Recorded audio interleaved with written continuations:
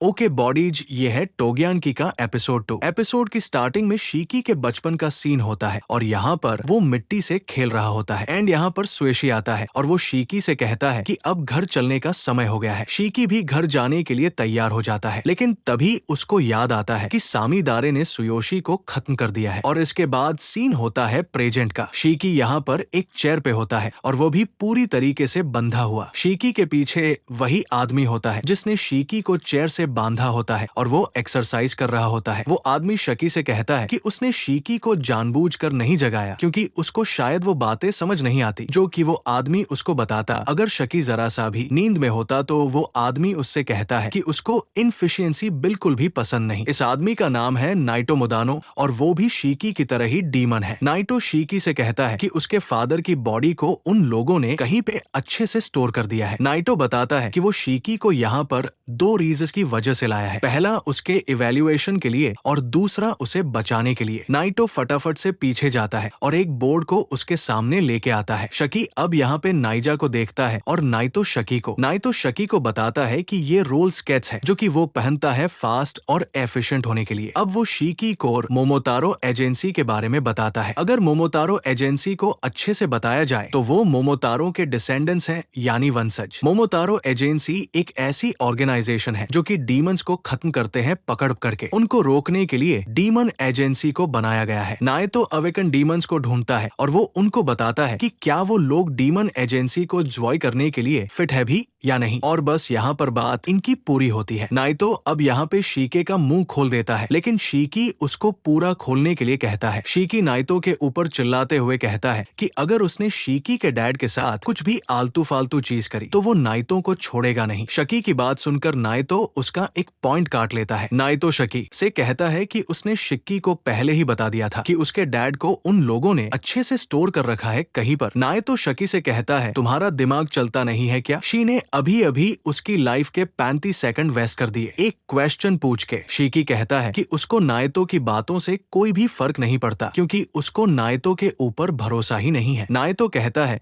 कि शीकी बहुत ज्यादा जिद्दी है। अब नाइटो शीकी से कहता है एक बार तुम्हारे सारे क्वेश्चन खत्म हो जाए उसके बाद ही अब तुम्हारा इवैल्यूएशन शुरू होगा। लेकिन शीकी नाइटो से कहता है कि वो उसको फटाफट से छोड़ दे और ये सुनकर नाइटो उसका एक और पॉइंट काट लेता है। नाइटो उससे कहता है तुम बेवकूफ हो गया, तुम्हें पहले ही बता दिया गया था कि तुम्हें इवैल्यूएट किया जा रहा है। शीकी को यहाँ पर गुस्सा आ रहा होता है, लेकिन वो अपने आप को शांत रखने की कोशिश करता है। शीकी कहता है मैंने कभी भी इवैल्यूएशन के बारे में सुना नहीं आज तक और उसके पास इन सब चीजों के लिए टाइम नहीं है। इसलिए शीकी नाइटो से कहता है कि वो उसको फटाफट से छोड़ दे क्योंकि उसको उस आदमी से बदला लेना है जिसने उसके पापा की बुरी हालत करी। ये सुनकर नाइटो शीकी से कहता है वो सब ठीक है, लेकिन इतना डरावना लुक मत दो मुझको। अब नाइटो यहाँ पर अपनी टाई उतारता है उसका एक टेस्ट लेने के लिए। नाइटो को लगता है कि जो स्टैंडर्ड इवैल्यूएशन मेथड है वो बहुत ज्यादा इनफिशिएंट है। नाइटो अब शीकी के पीछे आता है और वो बोलता है अब पता चलेगा कि तुम काम के हो भी या नहीं। नाइटो अब अपनी टाई से शीकी की गर्दन को पकड़ लेता है और वो उसको ऊपर खींच लेता है। शीकी को अब यहाँ पे इस चीज से बहुत ज्यादा दिक्कत हो रही होती है। नाइटो शकी से कहता है इस चीज से बचने के लिए अपने दिमाग का यूज करो और अगर नहीं कर सकते तो भुगतो। शीकी यहाँ पेशी को सहन नहीं कर पाता और वो हिलना ही बंद कर देता है, लेकिन जो उसका गिरा हुआ ब्लड है वो फ्लोर पे दिखता है और शीकी जो है अब ब्लड मैनिपुलेशन करने लगता है, जिसके बाद वो नाइटो के ऊपर अटैक कर देता है। नाइटो यहाँ पे थोड़ा सा पीछे हट जाता है, तभी वो अपने लेफ्ट हैंड साइड देखता है जहाँ पर शीकी अपनी डीमन फॉर्म में होता है और उसके हाथ में होती है एक मशीन गन जो कि नाइटो की तरफ ही फेस कर रही होती है। अब यहाँ पे शीकी जो है वो फायरिंग करना स्टार्ट कर देता है एंड यहाँ पर इस चीज को देखते हुए नाइटो जो है वो शीकी के 100 पॉइंट काट लेता है। नाइटो कहता है मुझे लगता है कि तुमको यही नहीं पता कि डीमन ब्लड को यूज कैसे किया जाता है, लगता है मुझे तुम्हें दिखाना पड़ेगा। नाइटो कहता है कि वो ये बात जानता है कि शकी को इन सारी चीजों से कुछ भी याद नहीं रहने वाला। अब शकी नाइटो के ऊपर अटैक करने के लिए बहुत तेजी से आगे बढ़ता है। नाइटो बताता है कि अगर उसने इस समय पर थोड़ी सी भी लापरवाही करी तो उसके साथ कुछ बुरा हो सकता है, लेकिन वो जरा सी भी लापरवाही नहीं करेगा। अगले सीन में शी की बेहोशी की हालत से उठता है और वो देखता है कि उसके हाथ जो है वो पहले की तरह ही हो चुके हैं। नायद उसे कहता है मुझे लगता है कि तुम्हें कुछ भी याद नहीं है। यहाँ पर दिखाया जाता है कि वो जो रूम है वो बहुत बुरी तरीके से डैमेज हो रखा है, जिसके बाद नायतो कहता है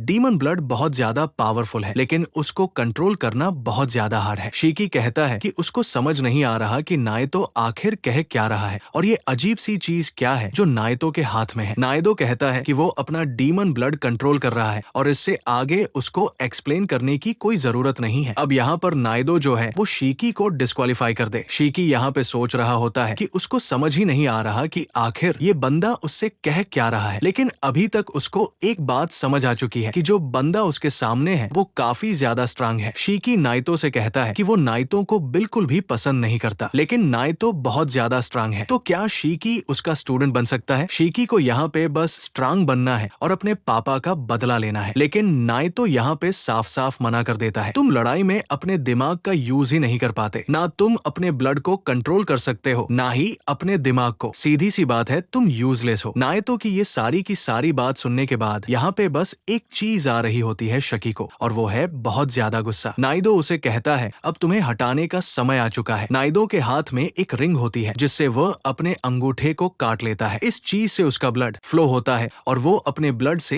एक वेपन बना लेता है। अब यहाँ पर ये चीज देखकर शी जगह से भागना चालू कर देता है, लेकिन वो वहाँ से भागता नहीं है। वो घूम के वापस आता है और अपने हाथ को जमीन पे ऐसे रगड़ने लगता है। नाइतो अब अपने वेपन को आगे कर लेता है और उसका वेपन कुछ ऐसा बन जाता है। नाइतो अब ये सोच रहा होता है कि जो शीकी है वो उसके ऊपर कैसे अटैक करेगा। शीकी अब यहाँ पे ऊपर कूदता है और वो अपने ब्लड को मैनिपुलेट करके एक गन बना लेता है। नाइतो इस चीज को देखने के बाद थोड़ा सा सरप्राइज हो जाता है और जो शीकी है वो नाइतो के ऊपर अटैक कर देता है, लेकिन इस चीज से वो पीछे आ जाता है और वो देखता है कि ये चीज काम कर गई और शीकी देखता है कि नाइतो ने उसका अटैक बहुत ज्यादा आराम से रोक लिया होता है। नाइतो कहता है कि शीकी जो है वो बस अपना कंट्रोल खोने ही वाला था कुत्ते से। नाइस अब यहाँ पे फिर से शीकी को यूजर्स कहता है और उसके ऊपर एक बहुत ज्यादा खतरनाक अटैक करने वाला होता है, लेकिन शीकी यहाँ पे अपने आप को कंट्रोल कर लेता है और ये चीज देखते हुए नाइतो भी अपने अटैक को रोक लेता है। नाइतो ये चीज देखकर ये सोच रहा होता है कि अभी अभी शीकी ने अपने ब्लड को कंट्रोल किया और इसके साथ साथ खुद को भी। नाइतो शीकी से पूछता है कि उसने जो अभी किया वो कैसे किया। शीकी कहता है कि अगर नाइतो को ये बात जाननी है तो उसको शीकी को अपना स्टूडेंट बनाना होगा। नाइतो कहता है अच्छा ठीक है, मैं इस बारे में सोचूंगा, लेकिन शकी कहता है झूठ मत कहो यार। शकी बोलता है कि नाइतो ने ही बताया था डीवन ब्लड को कंट्रोल करने के बारे में, और जब उसने नाइतो को अपनी उंगली कट करके अपने ब्लड को मैनिपुलेट करते हुए देखा तब यहाँ पे शकी को एक आइडिया आया, और अगर नाइतो और शीकी दोनों ही डीमन है तो शीकी को लगा कि वो ना को कॉपी कर सकता है। शकी ने बस अपने आप को ये बोला कि उसको अपने हाथ से वेपन बनाना है और ये चीज काम कर गई उसके लिए। शीकी की बात सुनकर नाइतो कहता है ये क्या फालतू बात कर रहे हो तुम। तो यहाँ पर ये सोच रहा होता है कि शीकी ने जो अभी बात बताई आखिर वो उस चीज से ब्लड कैसे कंट्रोल कर सकता है, क्योंकि जो गुस्से वाले बंदे होते हैं उनको बहुत ज्यादा प्रॉब्लम होती है अपने ब्लड को कंट्रोल करने में। अपने ब्लड को कंट्रोल करने के लिए अपने दिमाग को बहुत ज्यादा शांत रखना पड़ता है, लेकिन ये लड़का शीकी बहुत ज्यादा अलग है। शीकी अब नाइतो से कहता है कि जो भी नाइतो उसको सिखाएगा वो सब सीख लेगा और वो भी एक यूजफुल बंदा बन जाएगा जैसा नाइतो चाहता है। लेकिन नाइतो जो है वो फिर से शीकी को मना कर देता है अपना स्टूडेंट बनाने के लिए, एंड अब वो यहाँ पे एक नया वेपन बना देता है। अब यहाँ पे नाइतो शकी के पास जाता है और वो अपने वेपन से शीकी के ऊपर अटैक करता है, लेकिन थोड़ी देर बाद दिखाया जाता है कि वो उसके बगल में अटैक करता है, ना कि उसके ऊपर। नाइतो उसे कहता है कि उसने थोड़ी देर सोचा और वो इस फैसले पे आया है कि वो शीकी को अपना स्टूडेंट बना लेगा। अब नाइतो को ये लग रहा होता है कि उसने शीकी को बहुत जल्दी फेलियर बोल दिया। अब वो शीकी को और भी ज्यादा एक्सप्लेन करने लगता है चीजों के बारे में। नाइतो कहता है कि जिस आइलैंड पे वो लोग अभी हैं उसे कहा जाता है हेल्स डोर स्टेप, और इस आइलैंड के बीचों बीच एक स्कूल बनाया गया है डीमंस के लिए जिसका नाम है रसेत्सु एकेडमी, एंड स्कूल में डीमंस को ट्रेन किया जाता है मोतारो एजेंसी के खिलाफ फाइट करने के लिए। आइलैंड के बारे में सुनने के बाद शीकी हैरान हो जाता है। नाइतो शीकी के मुंह पे मारता है और वो कहता है कि रासेसो एकेडमी में वो ब्लड को कंट्रोल करने के बारे में सीखेगा, और जो नाइतो है वो उसका होम रूम टीचर है। शीकी जो है वो अब एक जगह पे रहेगा जहाँ पे वो हर दिन ट्रेनिंग करेगा जिससे कि वो मोमोदारो एजेंसी के खिलाफ लड़ पाए। शीकी नाइतो से पूछता है सबसे इम्पोर्टेंट बात ये है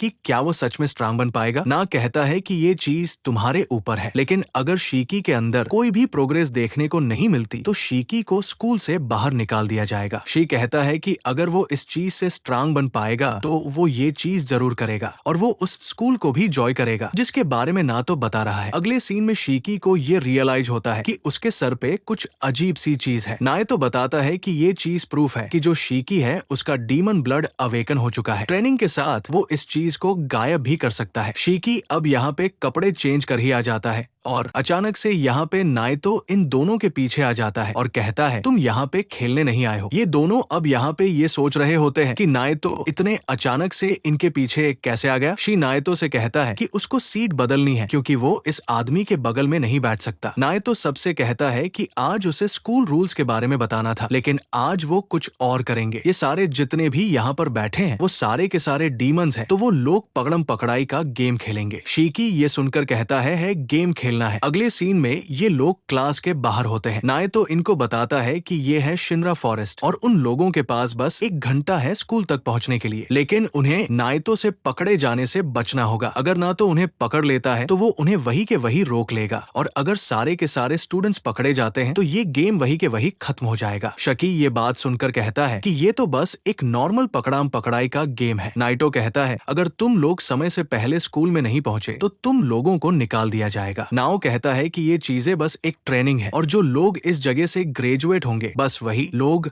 मोमोतारो एजेंसी के साथ फाइट करेंगे। नाओ बताता है कि वो इस गेम में अपना ब्लड यूज नहीं करेगा, लेकिन ये लोग कर सकते हैं। लेकिन अगर इन लोगों में से किसी ने भी अपना कंट्रोल खोया तो तब उस केस में नाइटो अपना ब्लड यूज करेगा। जिन नाइटो से कहता है तुम्हें लगता है तुम हमें ऐसे हरा दोगे। नाइटो जिनसे कहता है अगर तुम सक्सेसफुल हुए तो तुम्हें इंस्टेंटली ग्रेजुएट कर दिया जाएगा। शीकी यहाँ पे सोचता है क्या सच में नाइटो देखता है कि सारे स्टूडेंट बहुत ज्यादा एक्साइटेड है इस गेम के लिए, लेकिन शीकी थोड़ा सा डाउन है। नाई शीकी से पूछता है क्या वो इस गेम को नहीं खेलना चाहता। शी कहता है ऐसी कोई बात नहीं है, वो इस गेम को जीतने की पूरी कोशिश करेगा। एंड इस चीज के साथ बडीज यहाँ पर ये एपिसोड होता है। एंड बडीज मैंने गाजिया गुदा के ऊपर भी वीडियोस बना रखी है, तो तुम उसको भी जरूर से चेक आउट करो। तुम्हारे सामने प्लेलिस्ट आ रही होगी, तो आगे की अगले एपिसोड के लिए थोड़ा सा वेट कर लो। इस वीडियो को लाइक कर देना और चैनल को सब्सक्राइब कर लेना नोटिफिकेशन बेल को ऑन कर।